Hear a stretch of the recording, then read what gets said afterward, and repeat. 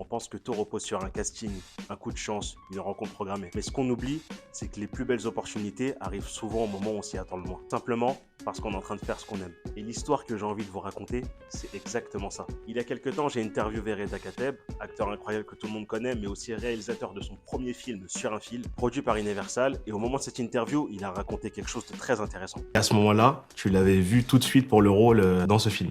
Exactement, exactement. C'est arrivé que on m'envoie ce livre juste avant un départ pour un tournage à l'étranger, que je glisse ce livre dans ma valise, et puis qu'ensuite je découvre ce livre en même temps qu'on tournait avec Aloïse et que je regarde Aloïse et que je commence à projeter des choses que j'étais en train de lire sur elle sans qu'elle le sache.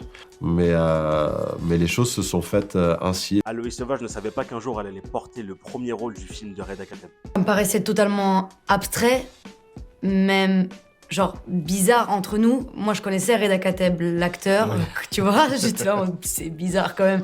On se connaissait pas plus que ça, on n'était pas amis dans la vie en fait, donc c'était assez, ouais, assez bizarre. Et je me suis dit que ça allait peut-être changer pour lui. Enfin, j'avais peut-être, tu vois, comment dire, je lui avais peut-être donné une inspiration. Tant mieux. C'était déjà très, j'étais très flattée, tu vois, mais je me disais, il a le temps de changer. Enfin, de construire un film, ça prend du temps, etc., etc.